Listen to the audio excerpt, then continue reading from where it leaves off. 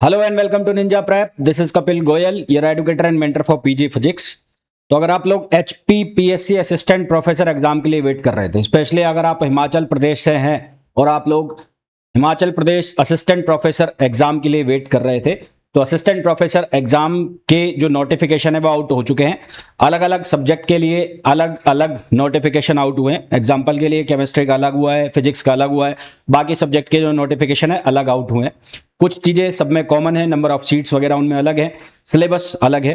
तो इस वीडियो के अंदर सारी बातें करने वाले हैं कि कौन कौन इस फॉर्म को फिल कर सकता है, अदर स्टेट के कैंडिडेट इस फॉर्म को फिल कर सकते हैं नहीं कर सकते, आपको जो अमाउंट मिलेगा मतलब सैलरी मिलेगी वो कितनी मिलेगी, है ना। तो सारी बातें हम इसके अंदर करने वाले हैं। एलिजिबिलिटी क्राइटेरिया की बात करने वाले हैं, टेस्ट जो होगा वो कैसे होगा, सब्जेक्टिव होगा, ऑब्जेक्टिव होगा, वो सारी चीजें हम डिस्कस करने वाले हैं। पर जो भी इस वीडियो को देख रहा है सभी से रिक्वेस्ट रहेगी, प्लीज वीडियो को लाइक जरूर कर दे, चैनल को सब्सक्राइब जरूर कर दे, स्पेशली फिजिक्स का जो स्टूडेंट है वो, क्योंकि यहां पर आपको ना सिर्फ सब्जेक्ट रिलेटेड वीडियोस देखने को मिलेंगे, स्पेशली जो आपको गाइडेंस रिलेटेड वीडियोस है वो भी यहां पर मिलने वाले हैं। तो वीडियो को लाइक जरूर करें, चैनल को सब्सक्राइब जरूर करें।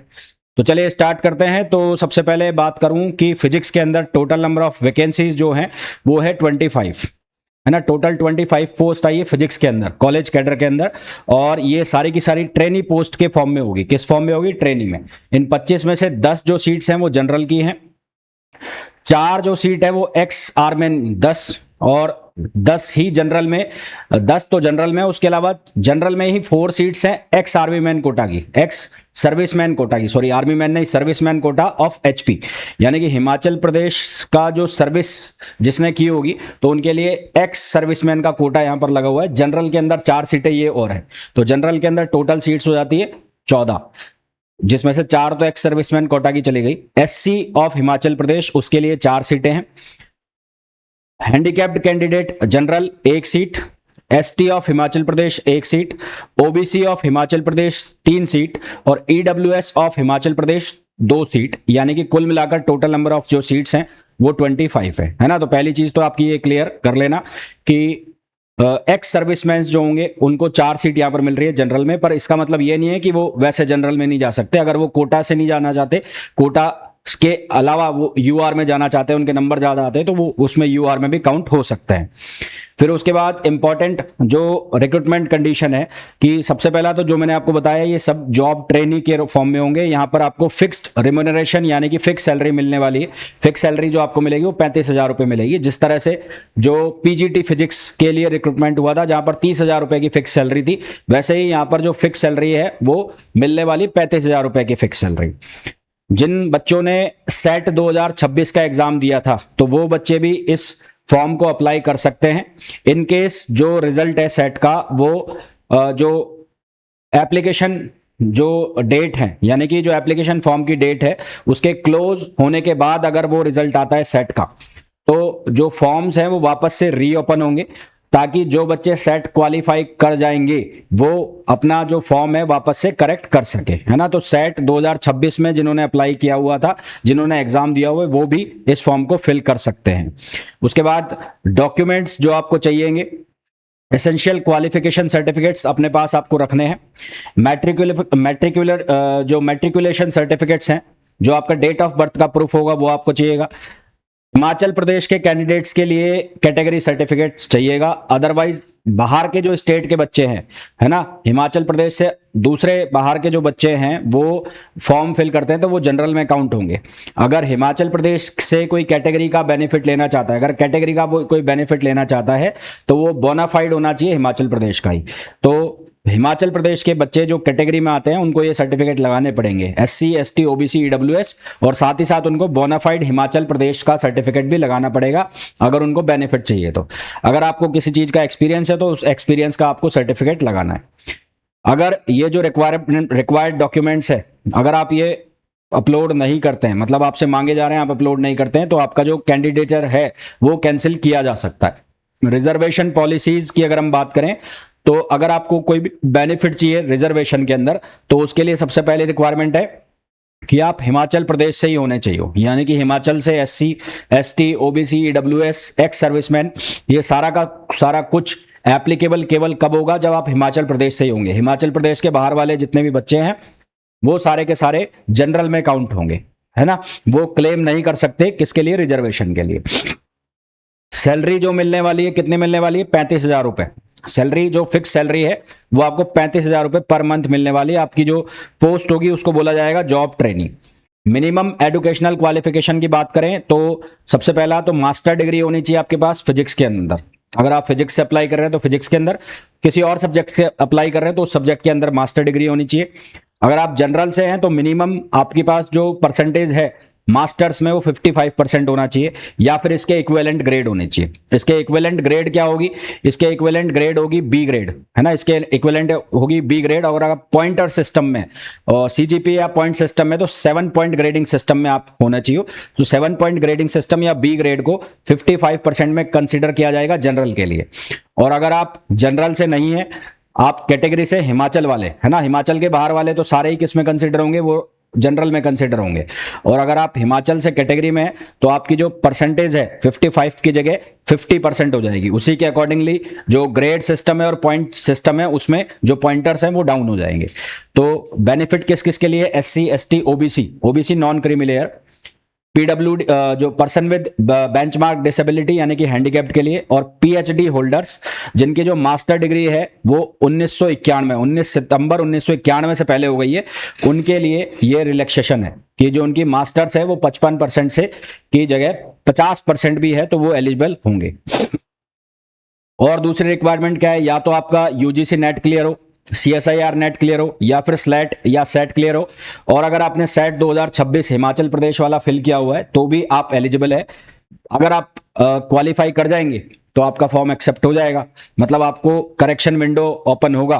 करेक्शन विंडो ओपन होगा तो जो फॉर्म है वो रीओपन होंगे। अगर आप क्वालिफाई कर जाएंगे तो वहां पर क्वालिफाई का आपको सर्टिफिकेट लगाना है, नहीं करेंगे तो आपका फॉर्म जो है वो रिजेक्ट हो जाएगा।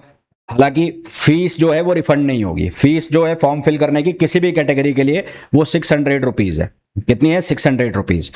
पीएचडी कैंडिडेट्स को अगर एग्जाम्शन चाहिए नेट से, मतलब अगर आपके पास नेट नहीं है, सेट नहीं है, आप पीएचडी कैंडिडेट हैं तो उसका क्या रूल है, उसका ये रूल है कि अगर आपकी जो पीएचडी है वो 11 जुलाई 2009 के पहले की रजिस्टर है, आपने पीएचडी में 11 जुलाई 2009 के पहले रजिस्टर किया था तो आपको एग्जाम्शन मिल जाएगा नेट, स्लेट और सेट से। अगर आपने इसके बाद पीएचडी के लिए एनरोल किया था तो आपको ये जो नेट या सेट या स्लेट इसके लिए जो क्वालिफाइंग करना है वो जरूरी है।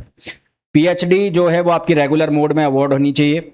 आपकी जो थीसिस है वो कम से कम 2 एक्सटर्नल एग्जामिनर ने चेक की हो, ओपन वाइवा वॉइस आपका सक्सेसफुली कंडक्ट हुआ हो, 2 रिसर्च पेपर आपने जो है वो पब्लिश किए हो, वो सारे के सारे नॉर्म्स यहाँ पर होंगे।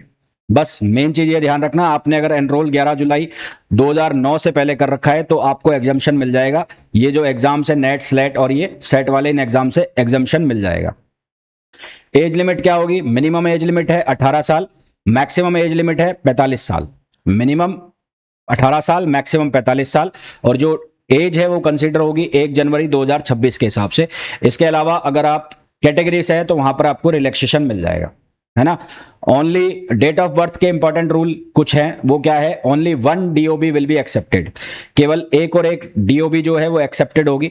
डेट ऑफ बर्थ जो आपके मैट्रिकुलेशन सर्टिफिकेट में यानी कि 10वीं के सर्टिफिकेट में जो आपकी डेट ऑफ बर्थ होगी वही एक्सेप्टेड होगी। कई लोगों के आधार कार्ड पर अलग होती है और मैट्रिकुलेशन के सर्टिफिकेट में अलग होती है, तो जो आपके मैट्रिकुलेशन के सर्टिफिकेट में वही एक्सेप्टेड होगी। जब आप फॉर्म फिल करेंगे तो उसमें अपनी डेट ऑफ बर्थ जो है वो वही फिल करनी है जो आपके मैट्रिकुलेशन के सर्टिफिकेट पर है। इसके अलावा कोई आपने डेट ऑफ बर्थ भर दी तो और वो मिसमैच हो गया, इन केस आप पास हो जाते हैं तो आपका जो कैंडिडेचर है वो क्या कर दिया जाएगा, रिजेक्ट कर दिया जाएगा। उसके बाद अपर एज रिलैक्सेशन क्या मिलेगा, 5 साल का मिलेगा। जो हिमाचल के कैंडिडेट हैं कैटेगरी से, एससी हिमाचल के एससी को, हिमाचल के एसटी को, ओबीसी और ward of freedom fighter of HP, person with benchmark disability, इनको 5 साल का अपर एज में यानी कि 50 साल तक अगर ये हैं तो फॉर्म फिल कर सकते हैं। एडिशनल रिलैक्सेशन क्या मिलेगा, यदि आप हिमाचल प्रदेश गवर्नमेंट के एम्प्लॉई हैं या एक्स सर्विसमैन है हिमाचल प्रदेश के तो यहां पर आपको इसका भी बेनिफिट मिलने वाला है। ठीक, अब सिलेक्शन प्रोसेस क्या होगी, सिलेक्शन प्रोसेस 2 स्टेज में जाएगा। पहला स्टेज जो होगा वो होगा रिटन एग्जामिनेशन का। रिटन एग्जामिनेशन में आपके 2 एग्जाम होंगे, एक होगा ऑब्जेक्टिव टाइप स्क्रीनिंग टेस्ट जो कि कंप्यूटर बेस्ड टेस्ट भी हो सकता है और ऑफलाइन भी हो सकता है। दूसरा होगा डिस्क्रिप्टिव यानी कि सब्जेक्ट एप्टीट्यूड टेस्ट। उसके बाद दूसरी स्टेज में आपका इंटरव्यू किया जाएगा। अब सबसे पहली बात, स्क्रीनिंग टेस्ट जो है वो या तो सीबीटी बेस्ड होगा या ऑफलाइन टेस्ट होगा। इसका जो टाइमिंग होगा वो 1 घंटे का होगा। 1 घंटे में आपसे 100 क्वेश्चन पूछे, जो 100 मार्क्स के क्वेश्चन पूछे जाएंगे, जिसमें से 30 question general knowledge of Himachal Pradesh के होंगे, 30 question national and international current affair के होंगे, 20 क्वेश्चन हिंदी लैंग्वेज के होंगे और 20 क्वेश्चन ही आपको किसके पूछे जाएंगे, इंग्लिश लैंग्वेज के पूछे जाएंगे। तो कुल मिलाकर ये 100 क्वेश्चन है। तो 100 क्वेश्चन 100 नंबर के हैं, ठीक है। और इसकी जो नेगेटिव मार्किंग होगी, इसकी नेगेटिव मार्किंग होगी कितनी, 0.25। अगर आपका गलत क्वेश्चन है तो उसमें 0.25 का नेगेटिव मार्किंग होगा। यहां पर जो बच्चे पास हो जाएंगे उनको पेपर सेकंड जो है वो तो सबको ही देना है, पर कॉपी किसकी चेक होगी वो आगे बात करेंगे। दूसरा पेपर सेम डे पर होगा। ये पेपर 2 जो होगा, अगर पेपर फर्स्ट सुबह होगा तो पेपर 2 जो है वो इवनिंग में होगा। पेपर 2 का जो मोड होगा वो डिस्क्रिप्टिव एग्जाम होगा। इसका 3 घंटे का एग्जाम होगा। टोटल 120 नंबर का ये एग्जाम लिया जाएगा। सिलेबस जो है वो स्पेसिफिकली फिजिक्स का वो एचपीपीएससी की साइट पे मिल जाएगा। हालांकि वही सिलेबस होगा जो नेट का सिलेबस होता है, फिर भी अब मैं आपको बता दूंगा। एग्जामिनेशन शेड्यूल क्या होगा, पेपर फर्स्ट जो है वो मॉर्निंग में लिया जाएगा, पेपर सेकंड जो है वो इवनिंग में लिया जाएगा। एग्जामिनेशन सेंटर जो बनेंगे वो हिमाचल प्रदेश के अंदर ही बनेंगे और दोनों पेपर सेम डे पर होंगे। पेपर सेकंड किन लोगों का चेक होगा, अगर टोटल जो वैकेंसीज है 25, तो 25 का 20 गुना कॉपियां चेक होंगी। 25 का 20 गुना कॉपियां चेक होंगी, यानी कि जो 500 कैंडिडेट हैं, मतलब 500, 25 का 20 गुना जो हैं वो पास किए जाएंगे किसके लिए, सेकंड पेपर के लिए। यानी कि जो 500 कैंडिडेट हैं will have their paper second evaluated. तो 500 कैंडिडेट जो है उनकी कॉपी जो है वो चेक होगी, यानी कि मेरिट जो बनेगी वो 500 कैंडिडेट में से बनेगी। उसके बाद फॉर 26 और मोर वैकेंसीज, यदि वैकेंसी जो 25 या 25 से ज्यादा है, मतलब 26 भी हो गई, तो उसके लिए फर्स्ट 500 आंसर शीट्स जो है वो चेक की जाएंगी और plus 5 additional answer sheets for every extra vacancy. और हर एक्स्ट्रा वैकेंसी के लिए 5 एडिशनल आंसर शीट चेक की जाएगी। मतलब जैसे 26 हो गई तो 26 पर 500, 27 हो गई तो 27 में एडिशनल 5 और जोड़ दो, तो वो जो आंसर शीट्स है वो चेक की जाएंगे। नेगेटिव मार्किंग, अगर जो आपका ऑब्जेक्टिव है, ऑब्जेक्टिव टेस्ट में नेगेटिव मार्किंग होगी 0.25 मार्क्स की। गलत कर दिया तो 0.25 नंबर कटेंगे। क्वेश्चन यदि खाली छोड़ दिया तो भी 0.25 नंबर कटेंगे और अगर एक से ज्यादा ऑप्शन आपने मार्क कर दिए तो भी 0.25 नंबर आपके कटेंगे। यानी कि 1/4 की नेगेटिव मार्किंग हुई। क्वेश्चन खाली भी छोड़ा तो भी आपके 1/4 कटेंगे। अगर आपको आंसर नहीं आता है तो उसमें एक ऑप्शन मिलेगा आपको कि नॉट आंसर्ड, तो वो आपको लगा देना है। अगर वो भी नहीं लगाया तो आपके 1/4 जो मार्क है वो काट दिए जाएंगे, ठीक। अब जो उसके बाद स्टेज 2 जो क्वालिफाई कर जाएगा उसका पर्सनालिटी टेस्ट लिया जाएगा, यानी कि इंटरव्यू कंडक्ट किया जाएगा। Minimum qualifying marks in paper 2, paper 2 के अंदर जो मिनिमम क्वालिफाइंग मार्क्स होंगे वो क्या होंगे, जनरल कैंडिडेट के लिए 45%, यानी कि 120 का 45%, तो 120 का 45% 54 मार्क्स। तो जनरल कैंडिडेट के लिए जो मिनिमम क्वालिफिकेशन मार्क्स है वो 54 है और उसके अलावा रिजर्व कैंडिडेट हैं जो, उसके लिए जो मिनिमम क्वालिफिकेशन मार्क्स है वो 48 नंबर है। तो जनरल वालों को कम से कम 54 मार्क्स जो है वो लाने पड़ेंगे अगर उनको इंटरव्यू के लिए क्वालिफाई करना है। और रिजर्व कैटेगरी वालों को, चाहे वो एससी हो, एसटी हो, जो भी कैटेगरी मैंने ऊपर बताई थी आपको, उनके लिए जो मिनिमम क्वालिफिकेशन मार्क्स है वो 48 होंगे। इतने से कम नंबर लाए तो आप वैसे ही डिस्क्वालीफाई हो जाओगे। ओवरऑल अगर समरी की बात की जाए तो पेपर फर्स्ट जो है स्टेज 1 के, उसमें ऑब्जेक्टिव टेस्ट जो है वो 100 मार्क्स का होगा, सब्जेक्टिव टेस्ट 120 मार्क्स का होगा। सिलेबस में जो ऑब्जेक्टिव टेस्ट का सिलेबस है उसमें GK, national current affairs, Hindi English पूछे जाएंगे। नेगेटिव मार्किंग, अगर आपने गलत करा तो 0.25, क्वेश्चन छोड़ दिया ब्लैंक तो 0.25 और अगर मल्टीपल आंसर लगा दिए तो 0.25। 25 वैकेंसी के लिए जो 500 कैंडिडेट हैं उनकी जो पेपर है वो इवेल्युएट की जाएगी, मतलब जो मेरिट बनेगी वो 500 कैंडिडेट में से बनेगी। अब ऐसा नहीं है कि कोई भी रैंडमली 500 कॉपी निकाल ली, 500 बच्चे जिनके नंबर ज्यादा आ रहे होंगे उनमें से मेरिट बनाई जाएगी। फिर मिनिमम जो एलिजिबिलिटी है किसके लिए, इंटरव्यू के लिए, वो क्या होगी, जनरल के लिए 45% और अदरवाइज जो कैटेगरीज के जो भी बच्चे हैं उनके लिए 40%, ठीक है। तो ये जो है हिमाचल प्रदेश जो असिस्टेंट प्रोफेसर की वैकेंसी निकली है उसके लिए जितनी भी डिटेल्स है जो बतानी थी वो मैंने आपको सारी बता दी। होपफुली आपको बहुत अच्छे से ये चीजें समझ में आ गई होंगी।